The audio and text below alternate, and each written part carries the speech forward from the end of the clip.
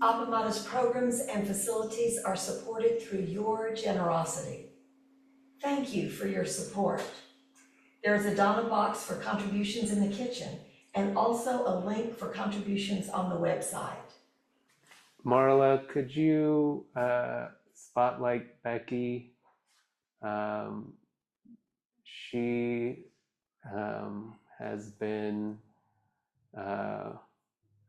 when we had the intensive, she kind of introduced the talk with a song, and thought we could do that again. Caught in the self-centered dream, only suffering, holding the self-centered thoughts, exactly the dream. Each moment, life as it is, the only teacher, being just this moment, compassion's way.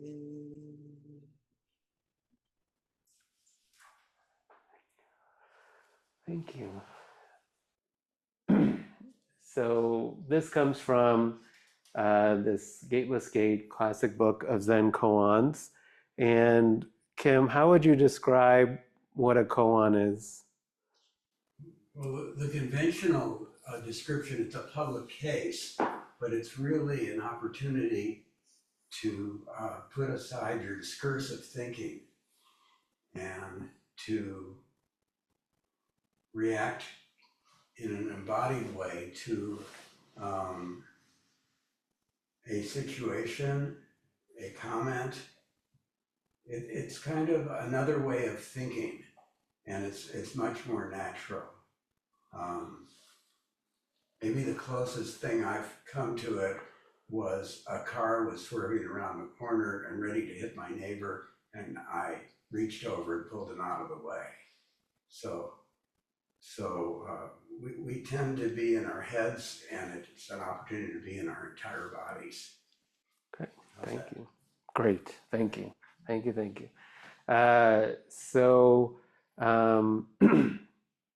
And we're gonna do a little bit of an exercise to start. So usually, I think in the past talks I've given, I've talked most of the time. I've talked a lot, and I thought this would be, like, with this being a koan, this would be a nice way to start it. So Brian, yeah, maybe you could grab the pens and the clipboards and pass it along to everyone. We'll all be together for this first part. And then after, so we're going to reflect on this koan, and I had some questions that if you wanted some prompting, these could be helpful. So yeah, those at home, get a pen and paper. Manuel, could you read, yeah, you're good, you're close to the microphone. Could you read the koan, just the koan? A monk asked Joshu in all earnestness, "I have just entered this monastery. I beg you, master, please give me instructions." Joshu asked, "Have you eaten your rice and gruel yet?" The monk answered, "Yes, I have." Joshu said, "Then wash your bowls." The monk attained some realization. So, Diane, could you read it as well, just hearing a different voice? A monk asked Joshu in all earnestness, "I have just entered this monastery. I beg you, master, please give me instructions." Joshu asked, "Have you eaten your rice and gruel yet?" The monk answered, "Yes, I have." Joshu said, "Then wash your bowls." The monk attained some realization. Okay, so what I would say is, like, really prompt for how do you respond to this now? What's alive in you? That might be a place to start. And then, of course, kind of see what else comes up for you. You don't have to answer all 5. You can kind of see what comes up for you. So we can start writing now and kind of listening to what comes up, and then we'll move to the second part. Okay, so now we'll do some breakout rooms, and in person we'll break out in groups of 3, and we'll have a chance to discuss and really kind of talk through what came up for us. Okay, so let's break out for 12 minutes, and then we'll come back. Anybody want to share what came up for them from this koan? I'll say something. Okay.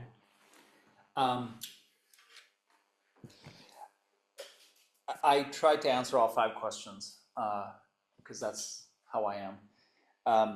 But yeah, I mean, like it made me think of how when we start something, especially a practice, like the monk in the koan, we're looking for some secret or a hack or magic words or in that story instruction, Mm-hmm. and that that it's often simpler than that. And something that's been very powerful me in the intensives that I've attended is the work practice, where we clean the zendo, and it's a task that I don't enjoy doing at home, but it's a very spiritual and a very moving and a very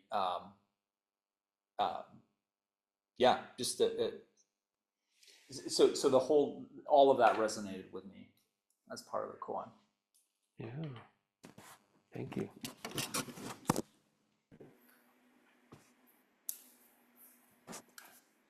Darcy.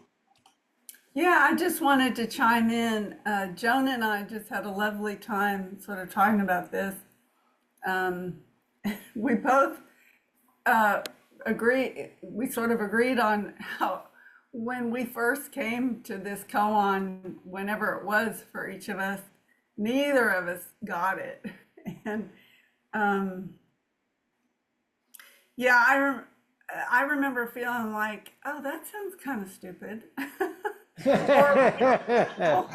Or maybe I am just really dense, one or the other kind of thing. And I think this is the first time, maybe it's been a while since sort of I've heard it, and I let it just wash over me.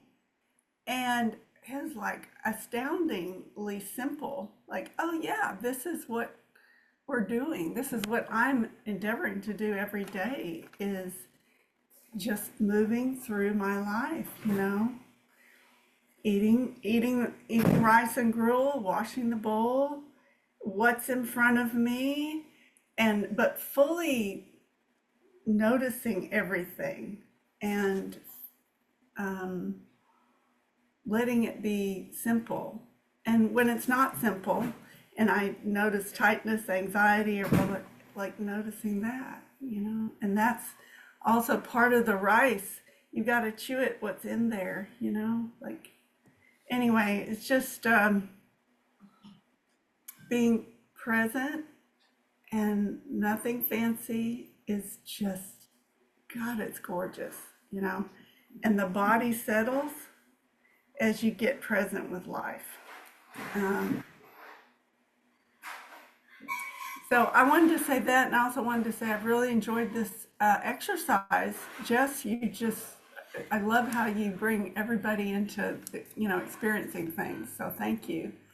And I'm probably going to leave because my husband and I are going dancing today. So happy birthday. Thank you for sharing. It's been great being with everybody. Yeah. Sometimes you want to look really into something and what does this really mean and what is the abstract? Joan. Well, Darcy did a really nice job of describing our conversation, and we happen to see things a lot the same way. But I was really kind of stumped with the last one was what could this mean for my practice?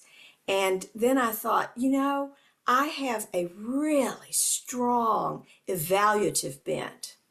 And that's on how do I do this? What's my instruction? So I can decide if I've done it right or wrong. And this would take me out of right or wrong, good or bad, and focus more on intention. What is my intention when I come forward?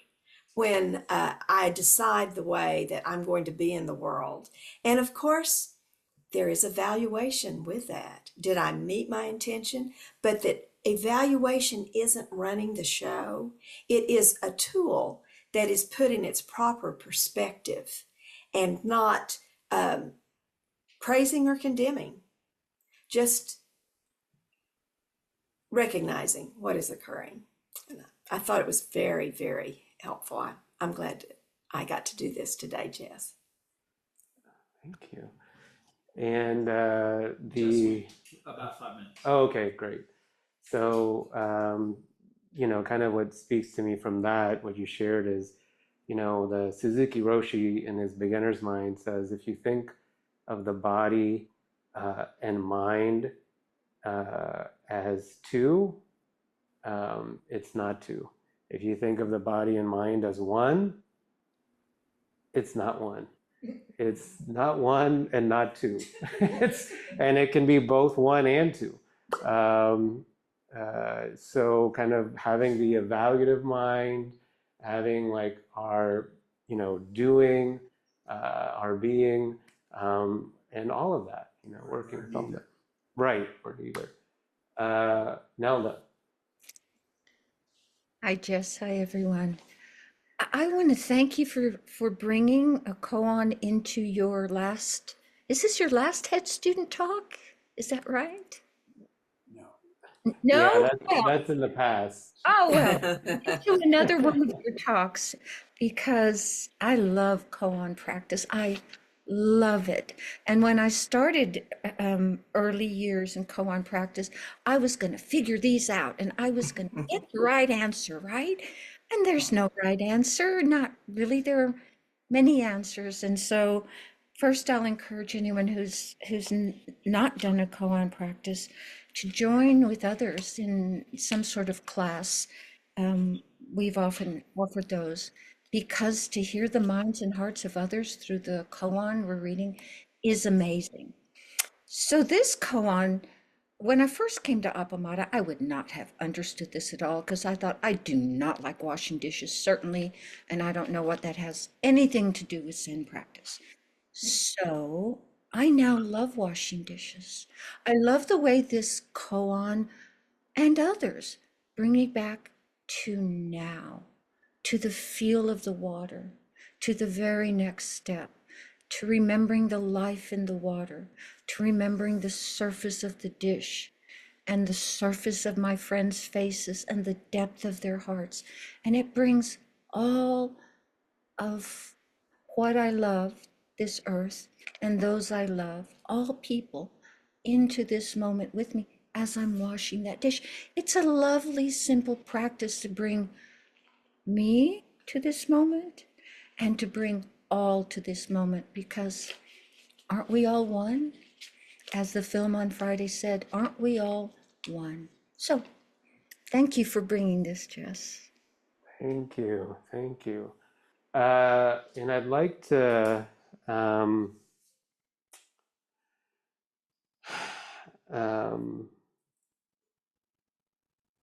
I think when I read this and I thought about, like my beginnings into like a Zen practice, and I thought that I would have hated this kind of a instruction.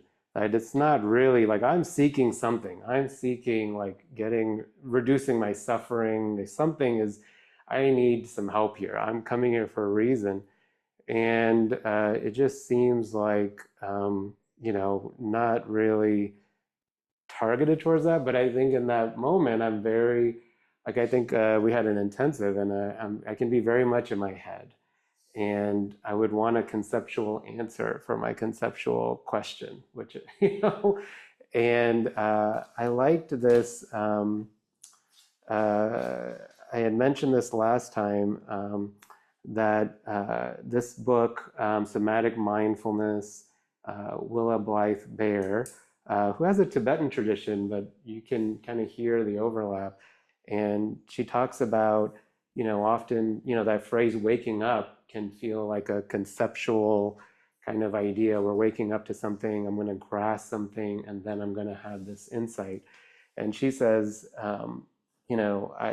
she has this waking down phenomena, and she says, waking down can be tough. It's the everyday, it's reality. It's not escapism to amazing insights or being away from the challenges of the day. It's the here and now, and all the messiness of it.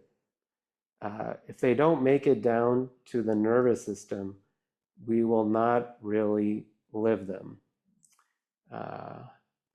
And she talks in that book about surrendering, our mind, surrendering to the here and now, to the body. And,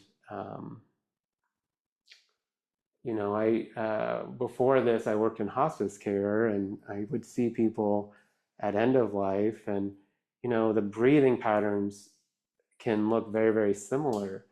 And it's not something that we're controlling the breath or we're paying attention. And so it's sort of the body's doing what it's doing. And so with that, it's like just following the body's lead. Why not practice now? And so this simplicity is just wash the bowls. And this is the book. And, it said here that